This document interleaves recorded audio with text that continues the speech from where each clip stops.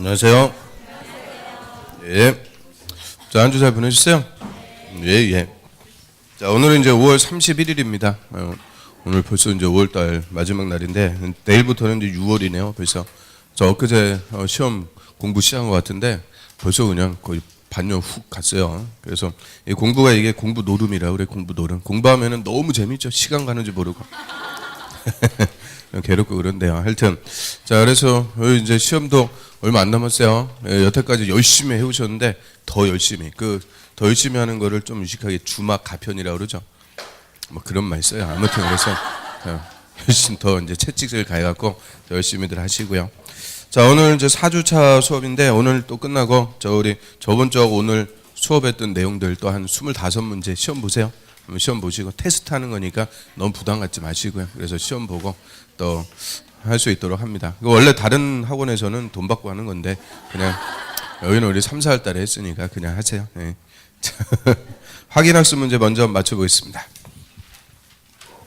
자, 1번부터 보죠. 자, 공동구에 관해서 옳은 것은, 자, 공동구는 지하 매설물을 공동 수용하기 위해서 지하에 설치하는 시설물입니다. 큰 터널이고요. 또 1번에 도시개발구역이 100만 제곱미터 초과할 때는 사업시행자 공동구 설치한다. 100만 아니고 200만 초과할 때. 그다음 2번에 공동구가 설치되면 전선, 통신선, 수도관은 공동구에 수용하지 아니할 수 있다.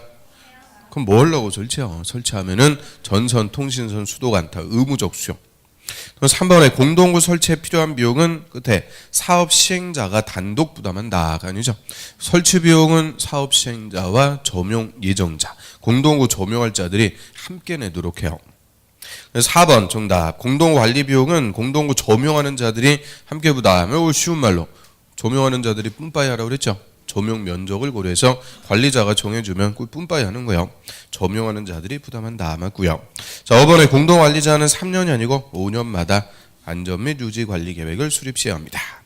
또 이번에 시설 사업에 관해서 틀린 것은, 자, 이거는 5번. 토지주택공사가 시행자 지정받으려면 사업 대상인 사유토지 소유자 총수 2분의 2 이상 동의받아야 된다. 그럼 일단 첫 번째, 토지주택공사는 시설사업 시행하려면 지정받아야 돼요? 필요 없어요? 지정받아야죠. 토지주택공사도 비행정청 지정을 받는데 민간은 아닙니다. 공공기관, 공기업이지 민간은 아니니까 요건을 갖출 필요는 없죠. 그래서 지정을 받되 요건은 갖출 필요가 없다. 그 다음 3번. 자, 매수 청구에 관해서 틀린 것은 2번. 부재부동산 소유자의 토지로서 매수 대금 2천만 원 아니고요. 3천만 원. 우리 또 돈에는 또 예민하니까 3천 초과할 때는 시설 채권 발행해서 지급할 수가 있고요. 자, 4번으로 합니다. 지구단위 계획 구역에 관해서 틀린 것은, 자, 얘는 2번. 용도지구로 지정된 지역은 지구단위 계획구역 지정할 수 없다. 자, 용도지구가 지정 대상 1번이요. 박스 딱 1번. 그래서 용도지구, 취락지구 같은 거 전부든 일부든 얼마든지 지구 단위 계획구역 지정할 수 있죠. 그다음 5번 개발행위 허가에 관해서 옳은 것은 1번에 도시군계획 사업에 의한 행위도 허가받는다. 땡. 도시군계획 사업일 때는 일체 허가 안 받습니다. 2번에 토지 일부를 공공용지, 공용지로 하게 한 분할, 그 앞대가리 공짜 붙는 것들 역시 허가 없이 할 수가 있고요.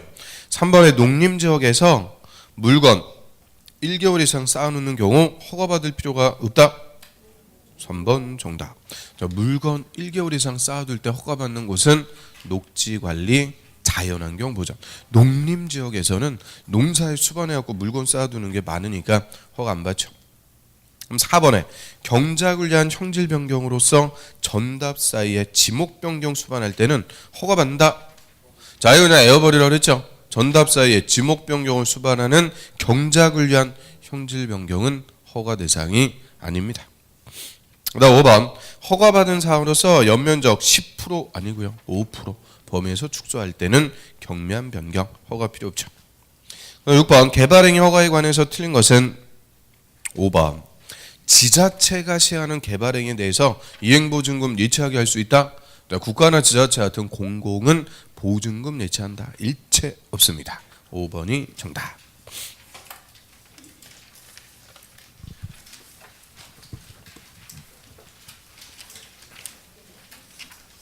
자, 오늘은 요약집 저 69페이지 볼게요. 69페이지. 오늘은 이제 국토법 싹 끝내고 저 도시개발법 수용 방식 정도까지 쭉 나와 있습니다. 자, 69페이지 보세요. 개발행위에 따른 기반설의 설치. 자, 여기 이제 개발행위 허가제에 딸린 제도로서 우리가 기반시설 연동제라고 부르죠. 기반시설 연동제. 개발행위는 기반시설과 연동, 묶여갖고 움직인다. 그 얘기고요. 그래서 기반시설이 충분하면 개발행위도 할 수 있고 기반시설이 부족하면 개발도 못하죠. 그래서 기반시설과 연동한다 이렇게 표현하고요. 자, 여기 제도가 이제 두 개가 있어요. 개발 밀도 관리구역 그리고 기반시설 부담구역. 자, 여기 두 개를 묶어갖고 기반시설 연동제라고 하고요. 자, 일단 이 두 개는 제일 처음에서 잘 물어보는 게 뭐라고 그랬어요? 이거 구역으로 끝나가지고 이거 용도구역이다 그러면 안 돼요. 용도구역 아닌 거예요. 도시군관리계 결정으로 정한다. 땡. 그래서 도시군관리계획하고 아무 관계없어. 다 개발행위 허가에서 나오는 제도고요. 그러면 우리 도시군관리계획의 내용 용도구역 5개 뭐 있을까? 개발제한구역, 도시자연공구역, 시가와 조정구역, 수산자원 보호구역, 입지규제 최소구역, 개도시수 입 용도구역하고 완전 다른 거다. 그래서 다 이거는 개발행위 허가에서 나오니까 허가권자, 특별시장, 광역시장, 시장 또는 군수. 저희 특광자원수가 별도로 정하는 구역이다라고 하고요. 그리고 두 개가 서로 정반대요. 개발 및 완리구역은 기개발지. 이미 개발이 다 끝난 곳이에요. 이미 개발된 것. 이에 반해서 기반시설 부담구역은 신개발지. 새로 개발하고 서로 정반대. 그래서 하나의 토지의 두 개 구역을 중복하여 지정할 수 있다. 절대 없어요. 중복 지정 있을 수가 없죠. 그럼 69페이지에 개발 및 완리구역. 자, 그거부터 하나씩 볼까요? 개발 및 완리구역이란 개발로 인해서 기반시설이 부족할 것으로 예상되는데 기반시설의 설치가 곤란 또는 고객 키워드 곤란한 지역을 대상으로 건폐율 용적률을 강화 또는 강화 적용하기 위해서 정하는 구역이다. 그럼 얘는 요 주변같이 건물 다 지어갖고 개발이 끝난 곳이니까 기개발지. 기반시설을 추가적으로 설치하는 게 뭐가 돼요? 곤란. 기반시설 설치가 안 되니까 기반시설을 필요로 하는 큰 건물도 못 짓게 하겠다. 자, 큰 건물 못 짓게 하는 방법. 건폐율이나 용적률을 강화 적용한다라고 하죠. 강화 적용하기 위해서 정하는 구역이다라고 하고요. 그럼 건폐율 용적률을 강화시킨다 이 말은 줄여버린다 그 얘기요. 건폐율 용적률 줄인다. 그러면 우리 건폐율 용적률 다 뭐를 제한한다 그래요? 건물에 뭐를 제한? 크기 제한한다 그러죠. 크기를 제한. 오늘 또 새로 오신 분도 있고 그러니까 우리 또 실력을 보여줘야죠. 그래서 건폐율을 규제하면은 즉 건폐율 줄이면은 뭐가 줄어들어요? 그럴 줄 알았죠. 그래서 건대 그래가지고 건폐율 줄이면 건축 면적, 건물의 수평 면적이 줄어드는 거죠. 그다음 용적률은 연대. 그럼 용적률 줄이면 뭐가 줄어드는 거예요? 연면적이 줄어드니까 연면적이 줄어들면은 층수가 떨어진다 그랬죠. 입체 크기 제한. 그래서 건폐율하고 용적률 다 건물의 크기 제한하는데 이걸 줄여가지고 한마디로 대형 건물 못 짓게 한다 그죠. 그래서 기반시설이 안 되니까 대규모 개발도 못하게 억제하려고 정한다 그래요. 그래서 밑에 지정권자는 이꼴 누구냐? 허가권자, 특광시장 군수. 자, 앞글자에 또 하나 치면 특광시장 군수는 주거, 상업, 공업지역 있죠? 주상공업지역. 이걸 기개발지라고 그래요. 기개발지에서 개발로 그 밑에 기반시설의 설치가 곤란한 지역은 개발 및 또 완리구역으로 지정할 수가 있다. 임의죠. 그럼 꼼꼼히 봐야죠. 일단 누가 지정할 수 있다고요? 특광자원수. 국토부 장관이 지정할 수 있다. 맨날 바꿔주니까 특광자원수가 지정할 수가 있는데 대상. 도시지역에서 지정할 수 있다. 틀려. 도시지역 그러면 안 돼요. 우리 도시지역이라면 주, 상, 공, 녹지는 해당 사항 없으니까 도시지역 그러면 안 돼. 주거, 상업, 공업지역에서 지정할 수가 있다. 임의적입니다. 밑으로 하셔갖고 절차. 자, 특광자원수는 개발 및 완리구역 지정하려면 지방도시계획위원회 심의 거치래요. 박스에 1번 개발 및 완리구역의 명칭 범위, 2번에 건폐율 용적률 강화 범위. 이거 허가권자 지 맘대로 하는 게 아니고 다 심의 거쳐갖고 지정하고 고시합니다. 그럼 이제 밑에 효과. 자, 특광사무소는 개발 및 관리구역에서는 건폐율이나 용적률을 대통령령이 정하는 범위에서 강화 적용한다. 강화 적용한다. 완화 적용한다 그러면 일단 안 돼요. 강화 적용. 그런데 핵심은 대통령령이 정하는 범위에서 강화한다 그랬으니까 가로가 핵심이죠. 해당 용도 지역에 적용되는 용적률 동그라미, 용적률 최대 50% 밑줄 50% 범위에서 강화 적용한다. 그게 효과예요. 그러면 자, 우리 의회에서는 건폐율이나 용적률을 강화 적용한다 그랬는데요. 구체적으로 지정하면은 뭐만? 용적률만 50% 강화하고 건폐율을 50% 강화한다 이러면 틀려요. 건폐율 강화는 없어요. 용적률만 50% 강화. 그러면 용적률 50% 강화시키면 어떻게 돼요? 원래 50층까지 건축할 수 있는 용도적이었는데 개발 및 관리구역 중에서 용적률 50% 줄여버렸다. 그러면 반토막 나죠. 이제 몇 층까지밖에? 25층밖에는 건물 못 짓는 거예요. 그래서 기반설이 안 되니까 큰 건물도 못 짓게 하는 거죠. 그럼 예를 들어 갖고 자, 일반 상업적입니다. 일반 상업적 저희는 용적률 몇 프로?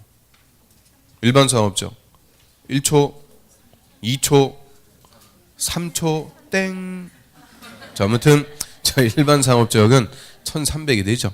자, 클린 900, 1100, 1300. 그래서 일반 상업적은 1300%. 그런데 자, 여기 개발 및 관리구역 중에서 용적률 50% 줄였다. 그럼 몇 프로 준다는 거예요?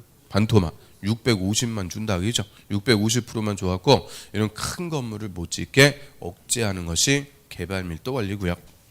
그다음 맨 밑으로 합니다. 가로 5번. 자, 개발 및 관리구역의 지정 기준이니까 끝에 누가 정해요? 국토부 장관이 정한다. 국토부 장관이 정하는데요. 자, 한 페이지 넘겨보시면 자, 박스에 1번. 그게 이제 구체적인 지정 대상이라고 그러죠. 개발 및 관리구역은 다음의 지역에 지정할 수가 있도록 할 것. 지정 대상. 동그라미 1번. 해당 지역의 도로 서비스 수준이 매우 낮아갖고 차량 통행이 현저하게 지체되는 지역. 아주 고상하게 써놨어. 그 의미가 뭐예요? 더럽게 막힌다 그죠? 더럽게 막힙니다. 여기 올 때 할 때 더럽게 막혀요. 그 다음 동그라미 2번. 해당 지역의 도로율이 용도 지역별 도로율의 20% 동그라미 20% 이상 미달. 20% 이상 미달한다는 게 많이 도로가 부족하다 그죠? 도로가 많이 부족해요. 또 3번 향후 2년 동안에 2년 내 수도 수요량이 시설 용량 초과. 4번도 향후 2년 동안에 2년 내 하수 발생량이 하수시설 용량 초과. 5번도 향후 2년 동안에 2년 내 학생 수가 학교 수용 능력 20% 동그라미 이상 초과 할 걸로 예상. 그럼 1, 2, 3, 4, 5 다 도로, 상하수도, 학교 향후 몇 년 내? 2년 내 몇 프로 이상? 20% 이상 초과나 미달할 걸로 예상되는데 설치가 곤란한 거예요. 이게 구체적인 지정 대상. 그런 거 1, 2, 3, 4 오니까 우리 시험에 물어봤어요? 안 물어봤어요? 딱 물어봤죠. 다른 거 없어요. 숫자 2년 20% 숫자 장난치는 거밖에 없으니까 숫자와 막시를 보면 되죠. 2년 20%. 그 다음 2번 개발 및 관리구역의 기반설의 변화를 주기적으로 검토. 밑줄. 자, 이것도 또 어떻게 바꿔줬을까?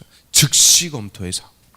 어떻게 즉각 검토를 해요? 거기 뭐 파수꾼을 딱 세워놓고 그런 것도 아니고. 그래서 즉각 검토하는 게 아니고 주기적으로 검토해서 용적률의 강화나 완화 같은 조치를 취하도록 합니다. 그 정도. 그 다음 밑으로 합니다. 2번 기반시설 부담구역. 자, 얘 별표. 얘는 뭐 15위부터 그냥 한 번을 빠지지 않고 맨날 나오는 우리 국토법의 마지막 제도로서 제일 중요한 거죠. 맨날 나옵니다. 그럼 기반시설 부담구역 의. 기반시설 부담구역이란 개발 밀도 관리구역 외우죠. 그렇죠? 그럼 개발 밀도 관리구역이 아니다 그랬으니까 서로 정반대. 이거 기계발지 이거 아니니까 얘는 뭐예요? 신개발지. 새로 개발하는 거. 그래서 서로 정반대니까 절대 중복 지정 있어요 없어요? 없다. 중복 지정할 수가 없죠. 이외의 지역에서 개발로 인해서 도로나 공원, 녹지 같은 다음에 기반설의 설치가 필요에 또는 필요한 지역을 대상으로 기반설을 설치하거나 용지를 확보케 하기 위해서 지정고시하는 구역이다. 그럼 얘는 새로 개발하니까 개발로 인해서 기반설이 필요한 것. 필요하니까 개발 행위를 하는 자들이 기반설까지 설치하세요. 기반설의 설치 의무를 부과하려고 지정하는 구역이다라고 하고요. 나를 공법에서 의무 부과하는 걸 두 글자로 뭐라 그래요? 부담. 그래서 기반설의 설치 의무를 부과하려고 지정한다라고 하죠. 그럼 일단 요 필요한 기반설. 자, 요거부터 또 잘 물어보죠. 박스 보세요. 1번에 도로, 공원, 녹지, 상하수도. 2번에 학교. 학교도 필요한 건데 가로에 보면은 끝에 뭐는 제외? 대학 동그라미. 대학은 제외. 그게 25, 26 두 번이나 정답이 아니 26, 27 두 번이나 정답이요. 대학. 그럼 대학교는 필요한 기반시설이 아니다 그죠? 왜 아니요? 대학교 있으면은 좋겠어요. 대학생들 술 먹고 별로 안 좋은 거예요. 그래서 대학은 필요한 건 아니다. 그러면 학교는 뭐까지? 유치원, 초, 중, 고까지, 고등학교까지. 그다음 폐기물 처리설 뭐 이런 것들이 필요한 기반시설이죠. 그럼 밑으로 합니다. 지정권자 역시 특광시장 군수, 허가권자. 특광시장 군수는 다음에 해당하는 지역은 기반시설 부담구역으로 지정해야 된다. 밑줄 의무입니다. 딱 끊으세요. 지정해야 된다. 그러면 개발 및도 관리구역은 할 수가 있었는데 기반시설 부담구역은 해야 돼요. 그럼 당연히 뭐가 더 중요해요? 의무적으로 정하는 게 훨씬 더 중요한 거죠. 반드시 정합니다. 어디에? 박스 1번. 이 법이나 다른 법령의 제정 개정으로 인해서 행위 제한이 완화되거나 해제되는 것. 또 2번. 용도 지역 등이 변경되거나 해제가 돼서 행위 제한이 완화되는 것. 그럼 1번하고 2번 키워드는 완화. 그게 키워드. 행위 제한 강화되는 것 그러면 안 돼요. 강화가 아니고 완화되는 것. 그럼 행위 제한 완화 풀어주니까 뭐 하게 돼요? 개발. 그래서 항상 행위 제한 완화해 주는 것은 이꼴 개발하는 곳이다 이렇게 생각하시면 되죠. 그럼 요 일대가 도시지역이라도 녹지지역이라고 그래요. 그럼 녹지는 도시지역이지만 개발이 아니고 뭐 할 곳이냐? 보존할 곳이니까 행위 제한이 센 곳이요. 그럼 우리가 행위 제한 세다 약하다 그냥 관념적으로 알고 그런 거 아니에요. 어렴풋이 아는 게 아니고 항상 객관화된 수치, 정확한 수치로 알아야 돼요. 그럼 수치는 뭐예요? 건폐율, 용적률. 자, 녹지지역은 건폐율 몇 프로? 20. 용적률 100. 뭐 맨날 틀려요. 뭐 그냥 다반사니까 괜찮습니다. 아무튼 다음엔 또 맞히세요. 20, 100. 근데 요거를 이번에 도시용재 공급을 위해서 주거, 상업, 공업적으로 바꿔준다 그래요. 그럼 주상공업적은 개발 목적의 용도적이니까 행위 제한이 대폭 완화가 돼 있습니다.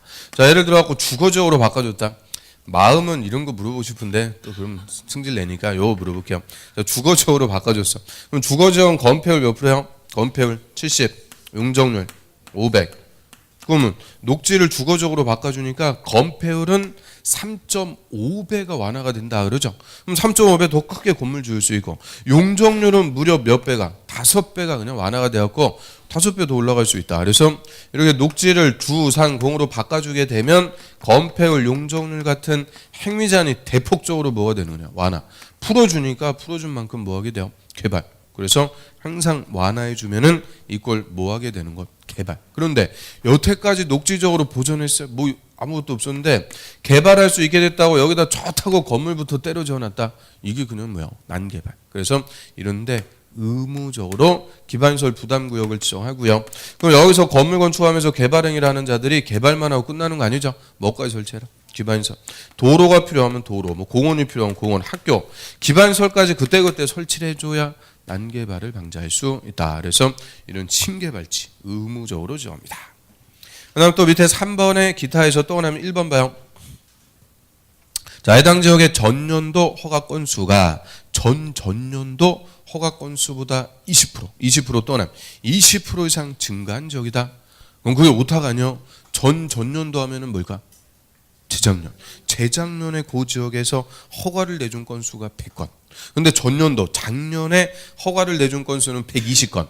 그럼 허가 건수가 딱 몇 프로 늘어났어요? 20% 늘어났죠. 그럼 허가 건수가 20% 이상 증가했다. 이 말의 의미는 그 지역의 개발이 개발 행위가 집중적으로 벌어지고 있다. 그죠? 그래서 허가 건수가 20% 이상 늘어났대요. 또 옆 페이지. 맨 위에 또 하나 2번. 해당 지역의 전년도 인구 증가율이 그 지역에 속하는 특광시군보다 역시 20% 또는 20% 이상 높은 것. 그럼 여기 똑같은 인천에서 그 동네는 인천보다 인구 증가율이 20% 이상 높대요. 의미가 뭐겠어요? 계속 주민들 유입되고 있다. 그얘기죠. 그래서 아파트 준공 떨어져 갖고 계속 주민들이 들어오는 거예요. 그래서 뚝딱뚝딱 이 주변에 한참 개발하는 것들, 건물 올리고 있는 것들 그런 이미지 딱 떠올리면 돼요. 이 주변에 많죠. 없나? 아무튼 그래서 한참 빌라 같은 거 짓고 그런 거 이미지 떠올리면 되죠. 그러면 그 옆에 허가 건수도 몇 프로 이상? 20% 이상. 인구 증가율도 20% 이상. 다 몇 프로 이상? 20% 이상. 이게 한마디로 개발이 집중되는 곳이다. 그 얘기입니다. 그러면 우리 좀 전에 개발 및 완리구역 저해도 지정 대상 도로, 상하수도, 학교 향후 다 몇 년 내? 2년 내 몇 프로 이상? 20% 이상 초과나 미달. 기반시설 부담구역도 20% 이상 높다. 그래서 지정 대상에서는 숫자 나오면 다 20%구나 이렇게 정리하면 되죠. 그다음 밑으로 합니다. 절차. 또 하나 1번에 특광사원수가 기반시설 부담구역 지정하려면 주민의 의견, 밑줄 주민의 의견 듣고요. 그 지방도시계획위원회 심의, 밑줄 심의도 거쳐야 된다. 그럼 심의는 다 거치는 거예요. 심의는 다 거치는데 주민의 의견까지 듣는 거는 뭐만? 기반시설 부담구역. 그래서 기반시설 부담구역은 주민의 의견까지 챙겨 들어야 돼요. 그리고 심의 거쳐갖고 지정하고 고시합니다. 그 밑에 가로 4번의 기준, 기반시설 부담구역의 지정 기준 역시 국토부 장관이 정하는데요. 끝에 국토부 장관이 정한다. 밑줄. 근데 이 기준에서 기반시설 부담구역은 최소 면적인데 최소 얼마 이상?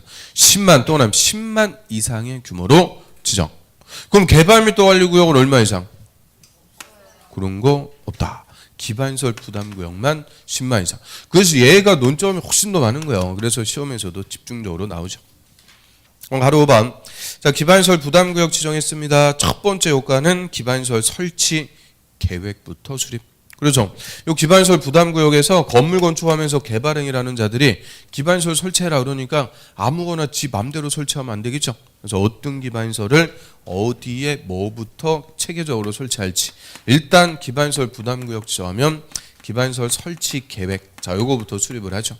그럼 기반시설 설치 계획, 자 이것도 누가 수립할까요? 특광시장 군수. 이게 작년에 정답이었어요. 특광시장 군수가 수립합니다. 그래서 연동제에서는 구역을 지정하든 계획을 수립하든 다 권한자 누구라고요?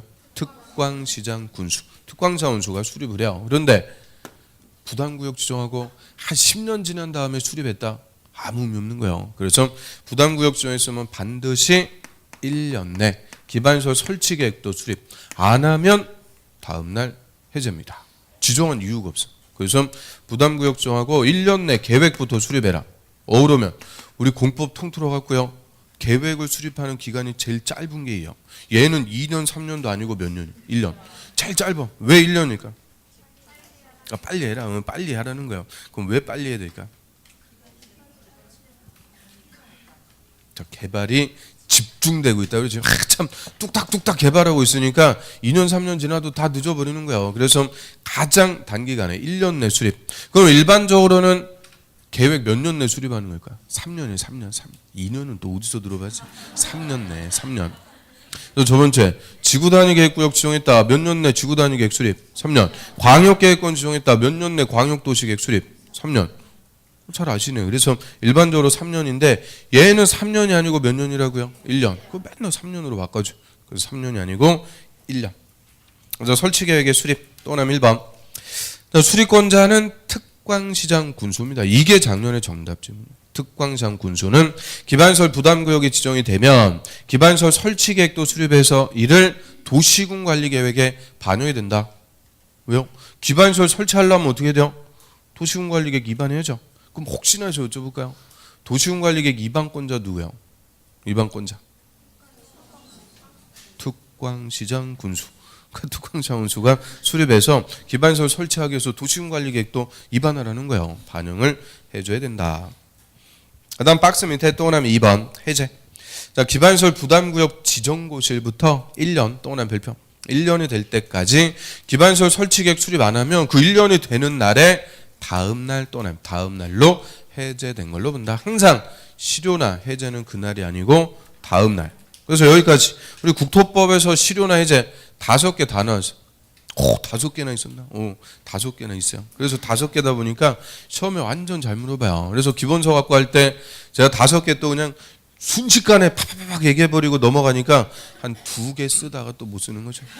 옆 사람 봐도 못 써 같이 그러면. 그래서 그 밑에 깔끔하게 또 정리해놨어요. 일목요연하게. 요약집 같은 게 없어요. 그래서 그 밑에 실효나 해제 사용 항상 그 기간이 끝난 날에 다음날 또는 다음날. 그래서 첫 번째 시가와 조정구역은 유보기간이 끝나면 다음날 자동 실효입니다. 유보기간 5년 이상 20년 이내 이상. 유보기간이 끝나면 다음날 실효. 그 다음에 도시군계획 시설 결정 20년 내 사업 안 하면 다음날 실효. 지구단위 계획구역은 3년 내 지구단위 계획 수립 안 하면 다음날 실효. 주민이 제안해서 지구단위 계획 결정했어요. 5년 내 개발에 착수 안 하면 다음날 실효. 그리고 요죠. 기반시설 부담구역은 1년 내 설치 계획 수립 안 하면 다음날 해제. 5개 숫자도 다 달라버리니까 다음 중 실효나 해제로 틀린 것은 물어보기 아주 딱 좋아요. 그럼 또 거꾸로 절대 실효나 해제하고 관계가 없는 게 뭐 있을까? 국토법에서 실효나 해제하고 관계가 없다.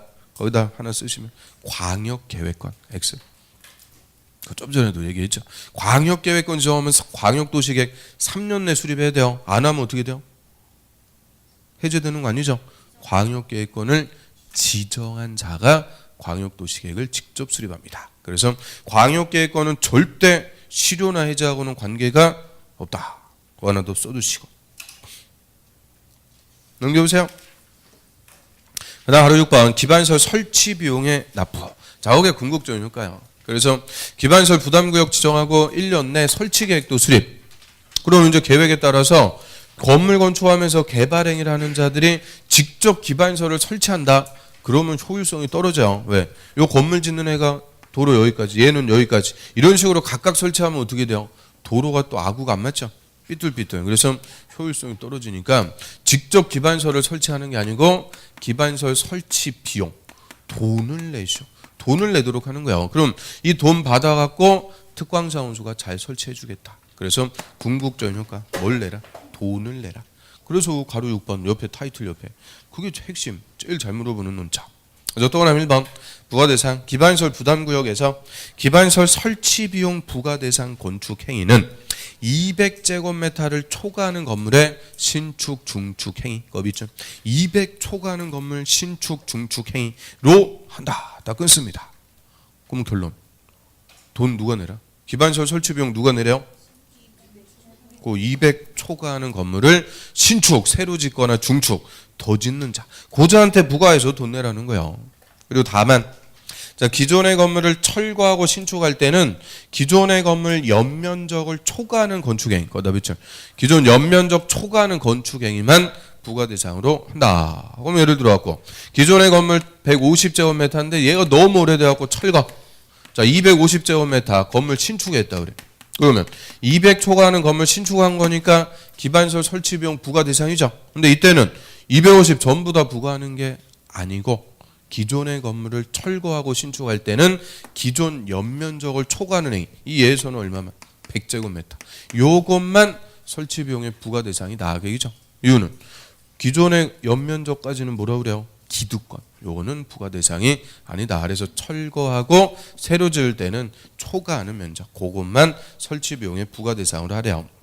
그럼 또 그러면 2번 납부 의무자. 기반시설 부담구역에서 기반시설 설치 비용 부가 대상인 건축 행위를 하는 자는 기반시설 설치 비용 내야 된다. 이게 궁극적인 효과. 돈을 내셔. 누가 돈 낸다고요? 200 초과하는 건물을 신축, 중축하는 자. 고자들이 돈을 내는 거죠. 그럼 언제 부과해서 납부하는지 밑에 또 오나면 3번. 특광자원수는 납부 의무자가 국가나 지자체로부터 건축허가를 받으면 2개월 동안 2개월 내 기반시설 설치 비용을 부과해야 하고 거기서 딱 끊으세요. 2개월 내 기반시설 설치 비용 얼마 내세요? 부과하고요. 납부 의무자는 사용 승인 신청 시까지 거다 그렇죠? 사용 승인 신청할 때까지 납부해야 된다. 그리고 저 건축법에서 건축허가 받아갖고 건물 짓는 공사하죠. 공사가 다 끝났어. 허가 받은 대로 공사했는지 검사. 그거를 뭐라 그래요? 사용 승인. 준공검사인데 그거를 건축법에서 꼭 또 한 번 용기 내서 얘기하면 꼭 틀려. 그래서 건축법은 사용 승인. 그래서 사용 승인 받고 사용합니다. 그러면 이거 맨날 어떻게 바꿔줘? 건축허가 받고 2개월 내 납부한다. 그럼 틀려. 2개월 내 납부 안 하는 게 아니고 2개월 내 뭐 한다? 부과. 얼마 내라고 부과하면 납부 의무자는 건물 짓는 공사 다 끝나가지고 뭐 신청할 때까지만 내주면 돼요.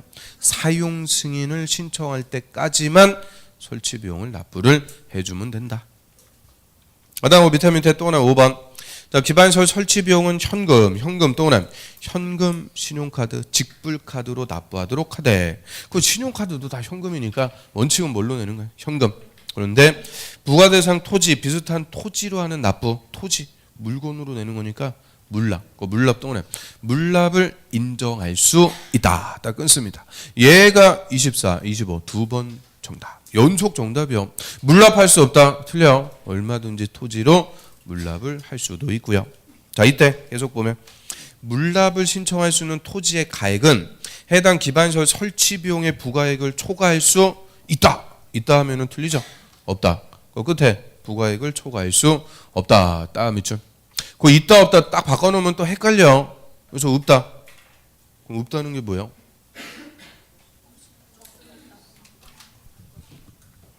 기반시설 설치 비용 1,000만 원을 부과하니까 1억짜리 토지 던지면서 야 9천 거실러. 내일까지 거실러. 그런 거 있다 없다? 없다. 그래서 설치 비용 부과액을 초과할 수 없다. 즉 거슬러라 이런 건 없어요. 그 다음에 밑에 안 내면은 강제 징수하고요. 그 밑에 보면 조그만 것이 건물별 기반시설 유발 개수 거다 필표. 자, 건물별로 인구 집중도 이런 것들 고려하고 기반시설이 얼만큼 필요한지 수치로 정해놓은 거를 유발 개수라 그러죠. 그래서 이 기반시설 유발 개수에 따라서 설치 비용 내는 거예요. 계산해서 부과하는데 이 기반시설 유발 개수가 재작년에도 정답이고요. 23회, 25회. 맨날 물어봐요. 근래 3번이나 단독 기출. 그래서 뭐 정리를 안 할 수가 없죠. 우리 재작년 28회 같은 경우에는 그 박스에 9번이죠. 의료시설. 옆에 10번. 교육연구시설. 의료시설과 교육연구시설의 기반시설 유발 개수는 같다. 그게 정답 질문이었어요. 그거 보면 다르죠. 달라요. 그래서 낸 놈한테도 야 네가 한번 맞춰봐라. 그래서 우리 건물의 용도. 저 건축법에서 건물의 용도 몇 개 있어요? 그 끝에 보면 16번 위락설 끝에 보면 이하 몇 번까지 생략 29번 29번까지 있는 거예요. 그래서 29개 용도별로 그 유발 개수가 다 규정이 돼 있는데 그걸 어떻게 애우고 싶으면 애우세요. 관계없어요. 그래서 이 25회 같은 경우에는 기반시설 유발 개수가 높은 것부터 낮은 것 순으로 나열한 것은 그런 식으로 야 이거 뭐 어떻게 어쩔 거예요. 그래서 원래 인간적으로 제일 높은 거 정도는 알아야죠. 제일 높은 게 뭐냐? 그 16번 위락설. 제일 높은 거는 인간적으로 알아야 되니까. 그래서 16번까지 써놓은 거예요. 위락설 2.1 또는 그게 제일 높아요. 두 번째로 높은 게 관광휴게시설 1.9. 근데 관광휴게시설은 저 27번에 가 있어갖고 그것까지 다 쓰려고 그러면은 다 나오는 거예요. 그래서 관광휴게시설은 그냥 빼놨어요. 두 번째로 높은 게 뭐라고요? 관광휴게시설. 들어두시고. 세 번째로 높은 거는 뭐냐? 4번에 이종근생 4번 이종근생 1.6 또는 1.6. 그래서 넘버 3까지는 좀 알아야죠. 넘버 1, 2, 3까지. 그래서 제일 높은 게 뭐라고요? 위락설. 다음이 관광휴게. 다음이 이종근생. 그래서 우리 25회 때도요. 위락설이 딱 있어가지고 맨 앞대가리에 위락설 나오는 것만 찾아도 50% 확률이었어. 50%. 그 정도. 그래서 넘버 1, 2, 3까지만 알아도 확률이 그냥 확 올라가는 거니까 그 정도만 정리합니다. 물론 다 애우고 싶으면 애우셔도 돼요. 뭐 애우는 건 뭐 말리진 않습니다. 그 다음에 옆 페이지 가보세요. 그 다음에 9장 보칙과 벌칙. 이제 국토법 다 왔네요. 그 맨 첫 번째 시범도시. 요 주변에 혹시 시범단지 뭐 이런 거 있어요? 시범단지? 있는 게 없네. 아무튼 그래서 시범도시, 시범단지 자 이거 지정할 수 있는데 그 맨 앞에 누가 지정할 수 있대요? 국토부 장관이죠. 국토부 장관이 네 번째 줄 끝에 시범도시, 뭐 시범단지, 시범지구 다 똑같은 말. 시범도시를 지정할 수 있다. 그래서 시범도시는 국토법에 따라서 국토부 장관이 지정할 수도 있다. 뭐 그 정도 들어두시고요. 그 다음 밑에 청문입니다. 청문. 자, 청문이라는 것은 변명의 기회를 주는 절차를 청문한다 그래요. 예를 들어갖고 거짓말로 부정한 방법으로 개발행위가 받았다 딱 걸렸어. 그럼 허가권자가 허가해 준 거 취소할 수 있죠. 그럼 취소하기 전에 너 왜 거짓말했냐 변명할 수 있는 기회를 주는 거예요. 그래서 청문회장 불러갖고 변명할 수 있는 기회를 줘요. 그러면 한 2시간 동안 개거품이면서 또 얘기하죠. 제가 불가피하게 부득이하게 어쩔 수 없이 위반했으니까 선처를 바랍니다. 한 2시간 듣고 뭐요? 취소해요. 그래서 그냥 듣는 거예요. 그래서 그 뭐 선처를 바랍니다 한다고 선처해주고 그런 거 없잖아. 그래서 청문하는 건데 청문안 보면 국토부 장관, 시도지사, 시공구청장은 다음에 처분하려면 청문부터 해야 된다. 필수요. 청문해라. 그래서 박스에 보면 1번 개발행위가 취소할 때 개발행위가 취소하기 전에 변명할 수 있는 기회 준다는 거예요. 개짜 또나미.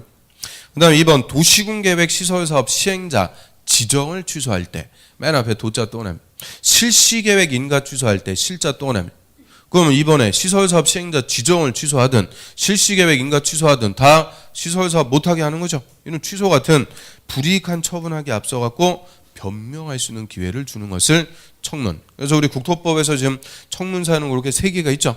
근데 종전까지는 하나가 더 있었어요. 4번 토지거래 허가의 취소. 그래서 4개다 보니까 20회 때도 청문 사유가 아닌 것은 단독으로도 물어본 건데요. 그럼 토지거래 허가제 이거는 종전에는 국토법에 있어갖고 우리 국토법에서 공법에서 했어요. 그런데 이거 어디로 넘어갔어? 중개사법에서 무슨 법? 부동산 거래 신고 등에 관한 법률. 그 법률로 슝 넘어가갖고 이제 즐거운 중개사법에서 열심히 하세요. 토지거래 허가도 한 2시간짜리 분량인데 중개사법으로 넘어가고 좋아 죽겠어요. 그래서 토지거래 허가는 저 중개사법에서 잘 배우시고요. 그래서 예전에는 그 토지거래 허가의 취소 그게 하나 더 있어갖고 토자까지 따면은 어떻게 됐냐? 개도 실토. 쭉 청문회장에서는 개도 실토한다 딱 떨어졌는데 토자가 또 떨어져 나갔고요. 하여튼 개도실 이제 그 3개밖에 없어요. 그래서 개도실 그 3개만 청문합니다. 자 여기까지가 국토법 끝.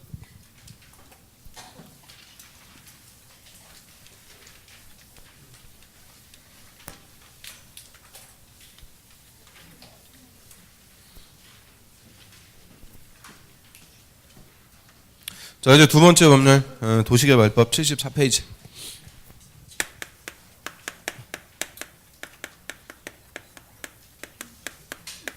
자, 도시개발법은 우리 시험에 6문제가 출제돼요. 뭐 하나만 끝나면 쉬려고 그래요. 준비를. 이제 30분밖에 안 됐는데 뭘 또 쉬려고 또 나갈 준비를 하고 그래요. 그래서 좀 더 하고 쉴 테니까 조금만 더 보지. 자 도시개발법 6문제가 출제되고요. 그럼 이름대로 도시군계획 사업의 하나인 도시개발사업의 절차법이다라고 합니다. 이 개발 사업을 누가 어떤 절차들 해나가는지 절차대로 쫙 써 있는 법이고요. 그럼 도시개발 사업은 앞에 신자 붙여주면 되죠. 신도시 개발, 신도시 개발하는 사업, 요 곰단 신도시 같은 거. 그래서 신도시 개발 사업. 얘도 국토법의 무슨 사업의 하나라고 그래요? 도시군 계획 사업의 하나의 종류입니다. 그런데 국토법에서 절차 규정하는 게 아니고 어디서? 개발법에서 따로 빼는 거예요. 그래서 이 개발법이나 다음 주에 배울 정비법은 다 국토법의 그냥 부속법, 하위법에 불과한 거죠. 그럼 도시개발사업, 신도시개발인데 이제 정확하게 우리가 뭐 반년 했으니까 정확한 의의가 뭐예요? 뭐 하는 사업이다? 개발사업. 뭐 하는 사업? 무식하게 이제 신도시개발 그러면 안 되죠. 이제 공법을 반년이나 했는데 그럼 도시개발사업은 도시개발구역에서 여러 가지 기능이 있는 단지 또는 시가지를 조성하는 사업이다. 자, 이게 개발사업의 의의죠. 단지나 시가지를 조성한대요. 그럼 단지나 시가지를 다른 말로 택지를 집단적으로 개발합니다. 그럼 기존 도시로 인구와 산업이 집중되었고 택지난, 아파트 짓고 공장 짓고 이럴 택지가 부족한 현상, 택지난이 발생. 그럼 아직 개발이 안 된 땅, 농지 또는 산지. 자, 그런데 전격적으로 무슨 신도시 개발합니다. 개발구역 지정하고요. 이 농지나 산지를 건물 지을 수 있는 택지로 개발시켜 나가는 거예요. 그러면 농지나 산지, 산 깎고 논밭 메꾸고 대규모 공사하죠. 그거 무슨 공사한다고 그래요? 절토, 성토, 정지 이런 것들 싹 묶어갖고 형질 변경 공사에서 일단 평지로 바꾸고요.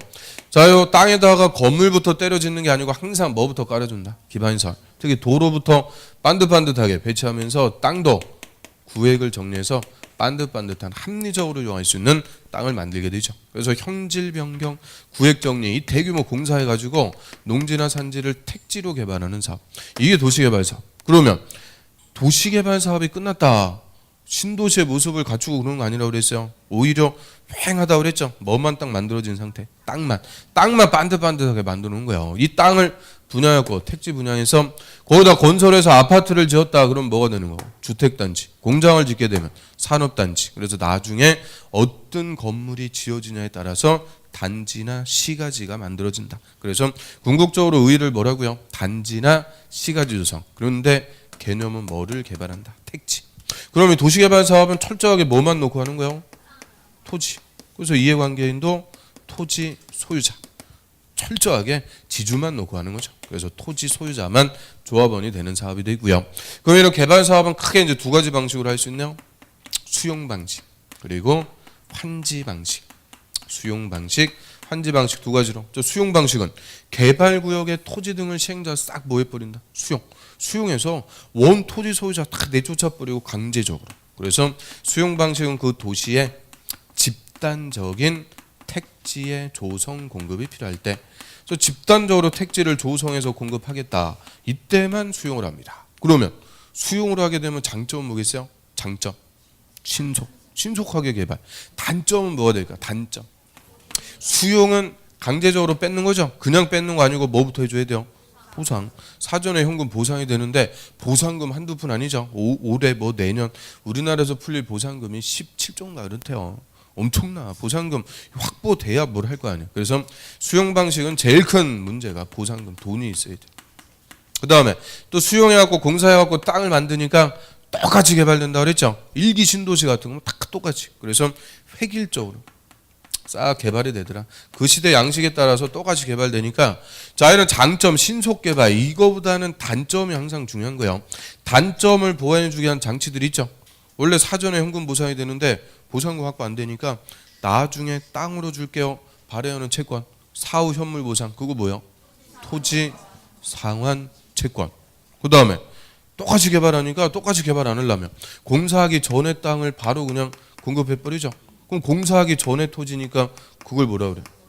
원용지 분양해갖고, 원용지는 시행자 개발하는 게 아니고 공급받은 자가 개발. 그래서 좀 색다르게 개발을 할 수가 있도록 하죠.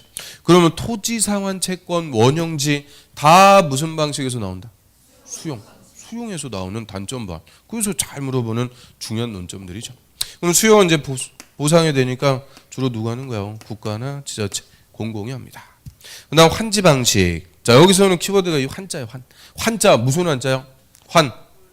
환장하겠네 할 때 그 환자가 아니죠. 교환할 때 환자. 아래서 토지를 교환.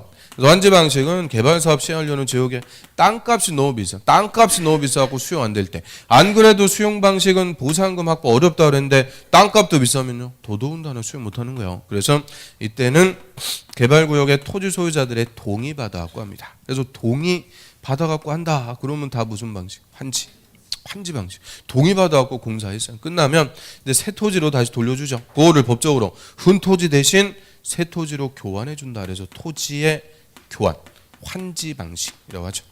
그래서 동의 받아갖고 공사하고요, 새 토지로 돌려줘요. 그러면 이 환지 방식으로 개발 사업하면 장점은 뭐겠어요? 동의 받아갖고 하니까 수용할 필요가 없다. 보상금 확보할 필요가 없다. 이게 제일 큰 장점. 돈이 필요 없어. 그런데 단점은 또 뭐겠어요? 단점. 동의가 장점이자 단점이죠. 동의를 안 해주면은 못 하는 거예요.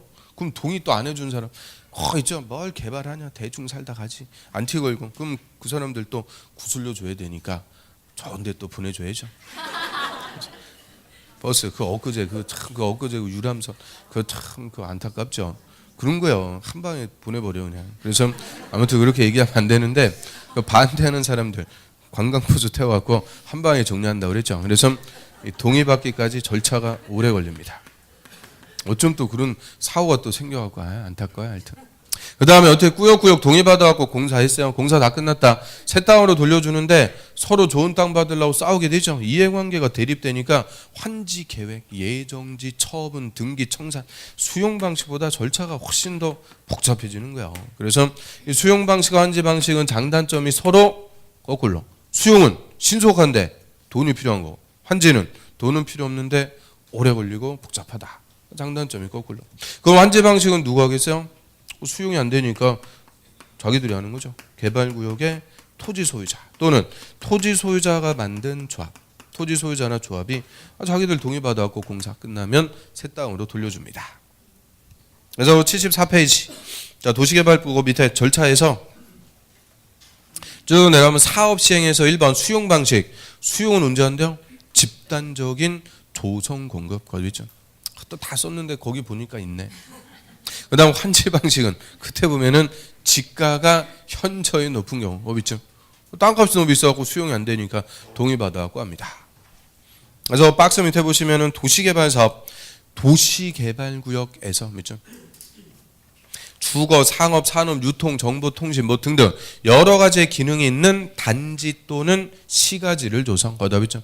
단지나 시가지를 조성하는 사업이다. 그걸 다른 말로 택지를 개발. 그리고 이 개발법에서는 국토법의 용어 그대로 다 준용합니다. 국토법의 부속법이니까 국토법의 용어 다 준용한다 그래요.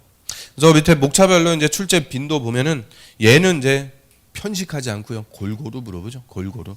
개발구역, 뭐 시행자, 환지 방식 골고루 그냥 출제가 되고 있습니다. 자, 일단 여기까지 하고요. 좀 쉬었다가 개발구역에 보겠습니다. 요거 그냥 그대로 놓으세요. 조지 마시고.